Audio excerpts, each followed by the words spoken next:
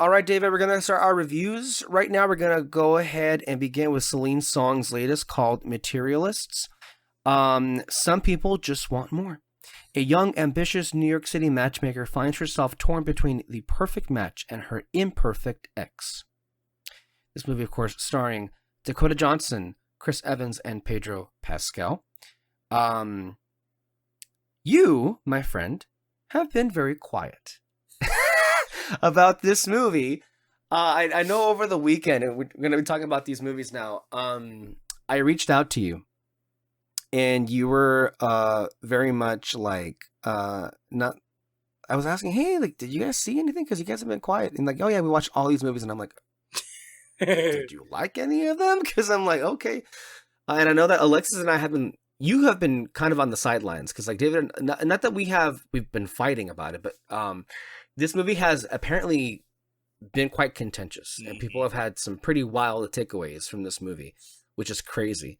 But some I think are more valid than others for sure. And so Alexis and I have been kind of, been going back and forth in the chat, and you've just kind of been like, you go right ahead. Yeah. And I'm curious to see where you land on this, because ultimately I'll tell you this. I think I understand some people who were caught off guard, and I was too, because I thought, like, I don't know why I thought this way, considering that it's a Celine Song, and I know Past Lives is amazing, and so yeah, I should have been more like seeing a movie that was in that vein, and I think it was to an extent. But because of how like the marketing campaign was selling of this fun rom-com, like yes, we need a fun movie like this. And while I'll tell you this, I really, really like this movie. It wasn't what I was expecting. And so when you're trying to readjust yourself for what you're in for, when I first saw it, I was thrown. Mm-hmm. And like, not like, oh no, what am I watching? I'm like, oh, this is interesting. Okay, this is not what I thought it was going to be. So it's like, I didn't find myself thinking like this was bad, but it did take me a minute to vibe with it, because I wasn't quite sure, because of the marketing, what route this would take. I'll tell you that on repeat viewing, when I saw it the second time, I think it played much better now, accepting much more what the movie was going for. I really liked Dakota Johnson in this, which is interesting because I don't usually care about her, but I thought like she seemed to, and I think this role is interesting because she's not supposed to be this warm person. Like, she is kind of distant and cold, but she's also genuine about what she wants too. I liked the cast. I liked Chris Evans. I liked Pedro Pascal.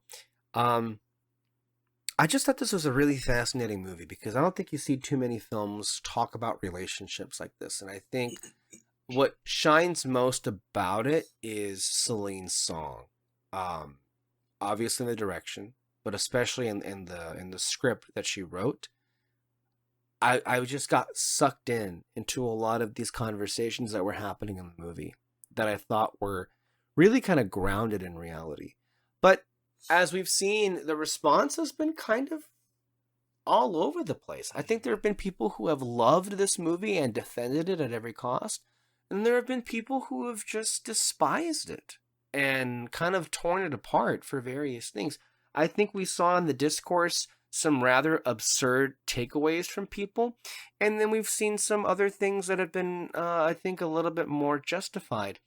I don't know. When I think back on this movie, I actually really liked it. And I thought it was the best Chris Evans has been in quite some time. It was as if his agent finally woke up and thought to himself, maybe we should put him in a good movie for a change. So, I think there's a lot of debate about like what ultimately happens in the end and that stuff, and I'm curious. Maybe you feel the same way as Alexis. Maybe you can kind of like voice the things that she was feeling. I don't know. I really don't know. I can't read you, so I don't know what you think. So you can go ahead. No, I was kind of in the opposite with Ale. I understood most of her takes and all that, how she felt icky about Pedro Pascal.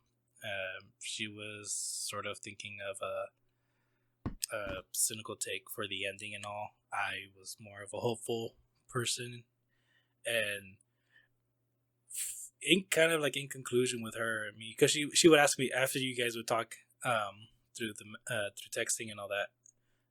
She would ask me like, "What do you think?" And her and I we would talk, and the conclusion of it is just like I think it's just gonna be like a gender thing that we're just gonna have completely different takes on this movie, which is fine. No, yeah, that's actually awesome because Yeah. we're both taking things differently, and also just it strikes up a conversation though. You just kind of like if you maybe see this with your girlfriend or something or your boyfriend, you might get like a little more of an understanding with each other because of it. Like at least that's what my hope for this movie. That's really awesome that if it does, because yeah, we just have completely different takes. I really liked like both Chris Evans and Pedro Pascal's character. I also did like Dakota Johnson. Just the way she had to deal with both relationships and all that, and the way they both seemed like a good fit for her. But also there's like little flaws within them. I don't know. The one thing I pointed out was how whenever Dakota Johnson's character would ask Chris Evans like why he loved her, he would just say, "Because I just do."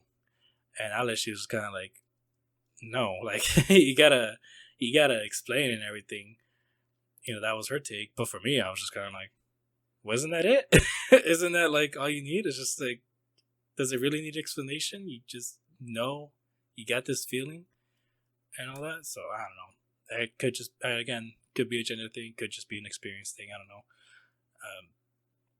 But then also I like Pedro Pascal's character because he's the one that like was able to get more vulnerable with her and everything.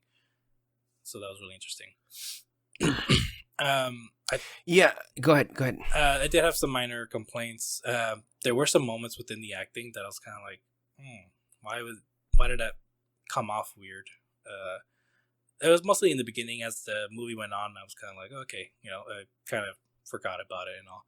But that's really my only complaint about the movie. Is just there were some weird acting moments. But other than that, I really did like the story for sure. So I feel like we're on the same page in that like this whole poor man propaganda thing was really silly. Yeah, I think even that it was right? kind of like I don't think that's what the movie was trying to go for, but no, like but that was the main thing that a lot of people who watched it were like, wow, it really speaks badly about you if that's what you thought this movie was saying. Yeah, that it was like poor man propaganda is such a dumb thing where it's like the movie was saying women should always go for the guy that makes less money. If that's really how you saw it, you might want to go home and rethink your life. Yeah, because that's not great. Yeah. I think the movie is very much trying to like say it's like it's okay to like choose money. On the relationship. The material things, though, like money and material things, are kind of different in a sense. Like the material things of what you want within a relationship is kind of what's or like what's that? It's the things that's not that important. Ultimately, it is what you feel, what you want, what you are feeling for one person is what is important and all that.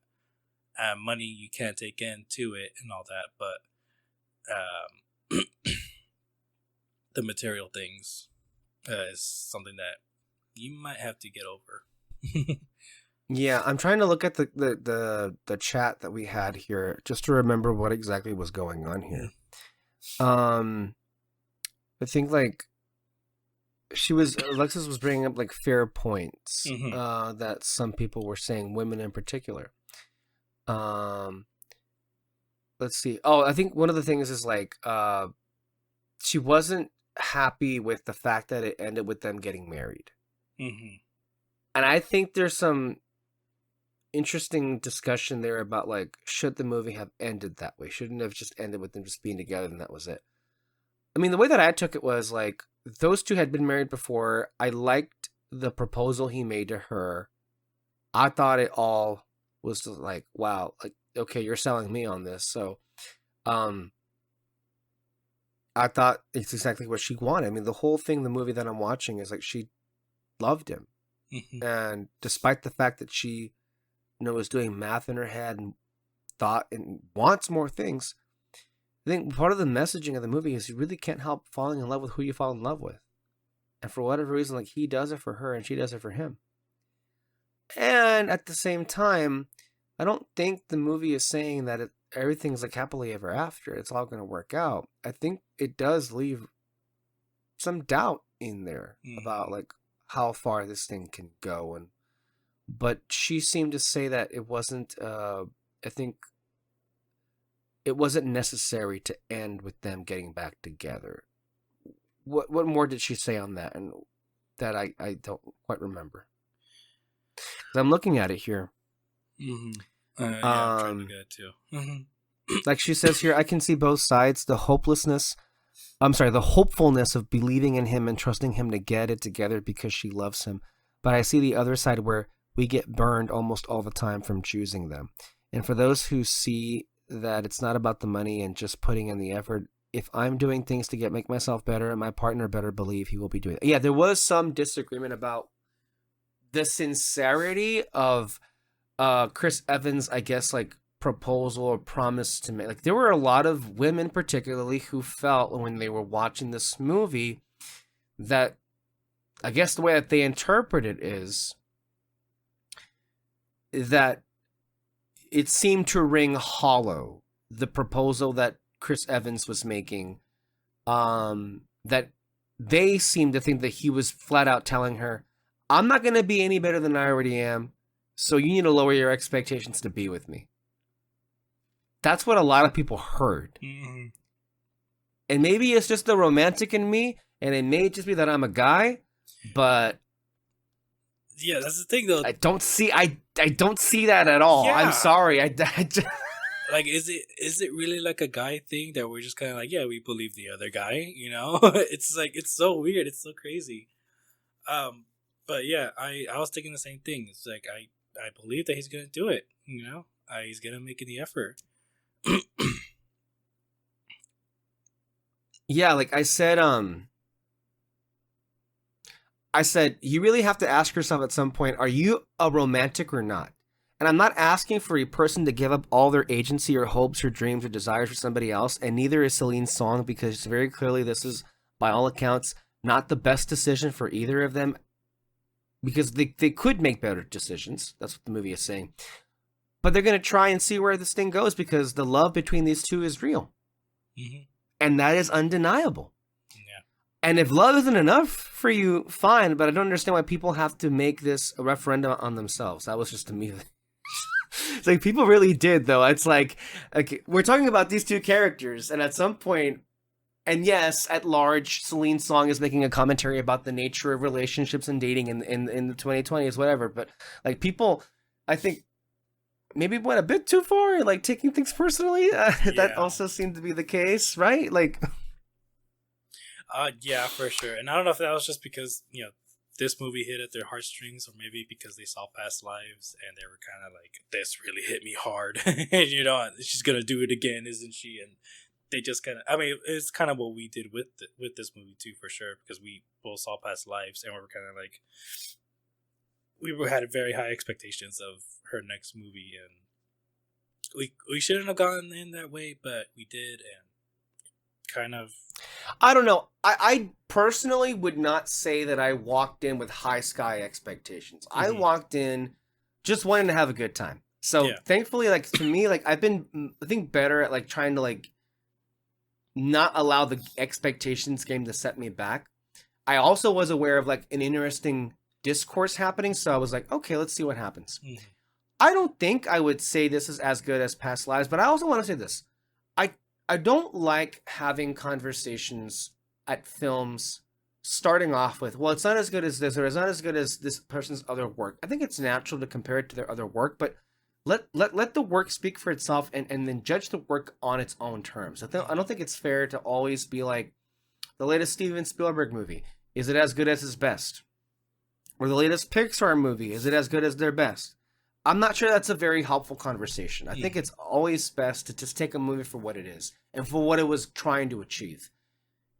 And I don't think it's the same kind of movie as Past Lives, too. It's like they're going for very different things. Yeah. I think Past Lives is just like kind of perfect in what it's trying to do. And I think it just speaks on a more spiritual and devastating level. But I also do think the nature of the discussions being had in Materialists, I think, cut more deep to certain kinds of people. Ultimately, I think the movie is, I mean, look, if you're one of these people who's coming out of this movie like saying, like, it's poor man propaganda, maybe you should feel attacked. And maybe the movie is trying to put you on blast. I'm just putting it out there because, like, we are living in a society where, forget about poor man propaganda, there's too much capitalistic and rich man propaganda.